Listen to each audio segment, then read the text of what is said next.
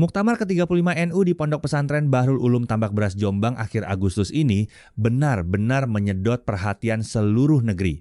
Atmosfernya sangat tegang dan penuh perhitungan. 4 nama siap bertarung memperebutkan kursi Ketua Umum PBNU.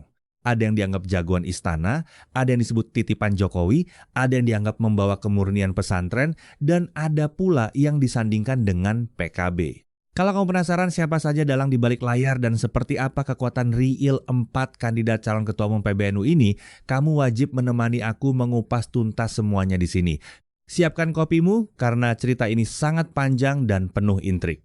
Di tanah Jombang, para muasis atau pendiri NU meletakkan batu pertama pergerakan. Dan sekarang, tepat di awal abad kedua umur organisasi ini, Jombang kembali memanggil anak-anaknya untuk pulang. Tema yang diusung kali ini sangat berat dan penuh makna mendalam, yaitu menjaga marwah, memperkaya hikmat untuk kemaslahatan bangsa. Tema ini bukan sekadar pemanis spanduk di pinggir jalan raya. Tema ini adalah cambuk pengingat bahwa NU sedang diuji integritasnya dari dalam maupun dari luar. Ribuan kiai, pengurus wilayah, sampai utusan cabang dari seluruh pelosok Nusantara sudah bersiap menuju Tambak Beras. Berdasarkan kasakusuk di warung kopi, bursa calon pemimpin tertinggi PBNU saat ini sudah mengerucut tajam pada 4 nama besar. Ini bukan kontestasi acak. Keempat figur ini mewakili basis dukungan, pengalaman jam terbang, luasnya jaringan, dan yang paling penting, karakter kepemimpinan yang berbeda.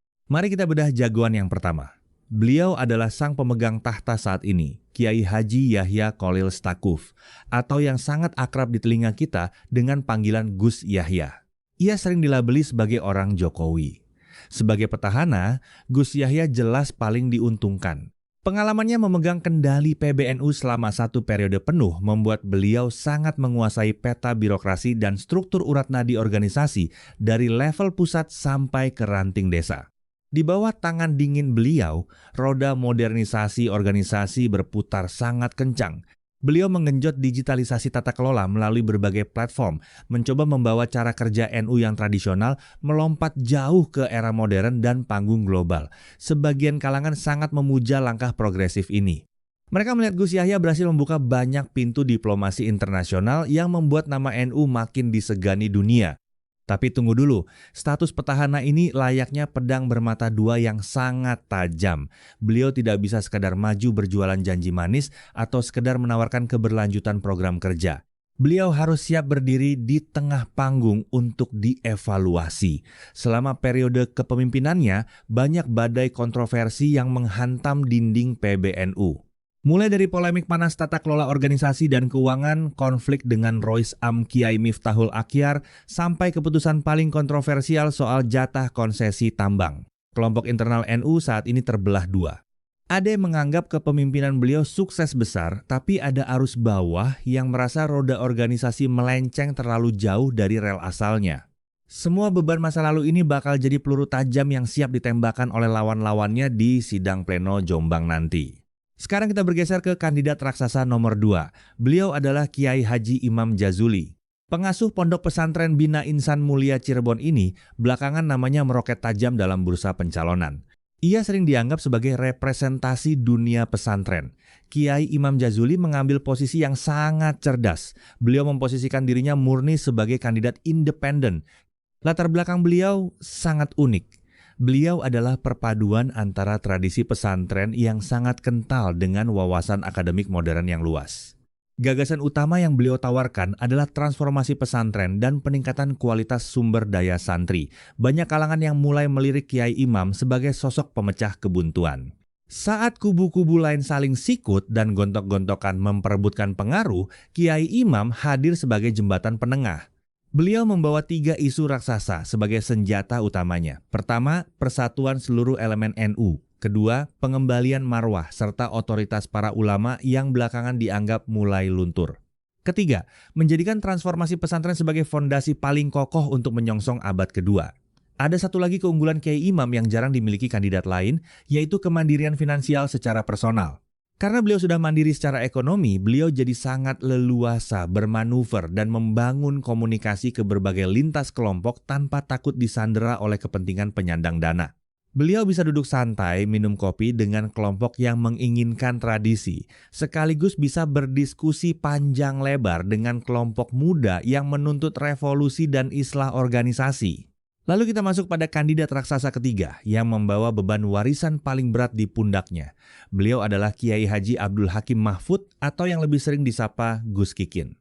Pengasuh Pondok Pesantren Tebuireng Jombang ini bukan orang sembarangan. Darah yang mengalir di nadinya adalah darah biru Nahdlatul Ulama.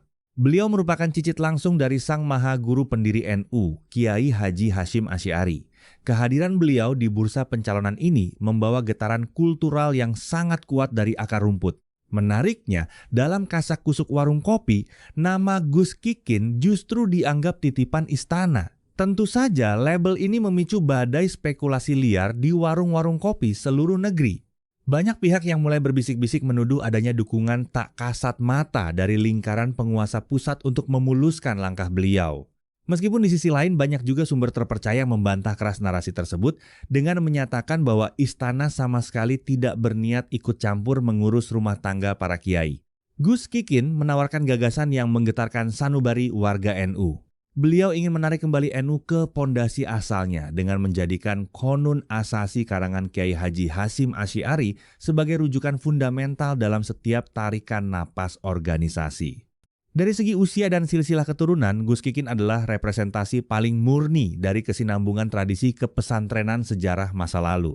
Bahkan saking seniornya beliau, banyak tokoh struktural yang merasa Gus Kikin jauh lebih pantas dan agung jika didudukan pada posisi Dewan Penasihat Tertinggi atau Syuriah PBNU ketimbang harus repot mengurusi administrasi harian sebagai ketua umum. Dan akhirnya kita sampai pada kandidat keempat. Beliau adalah Kiai Haji Yusuf Chudlori atau yang sangat populer dipanggil Gus Yusuf. Pengasuh Pondok Pesantren API Tegalrejo Magelang ini hadir dengan rekam jejak yang sangat berbeda dari ketiga pesaingnya. Konon beliau adalah titipan PKB. Label ini bukan tanpa alasan kuat.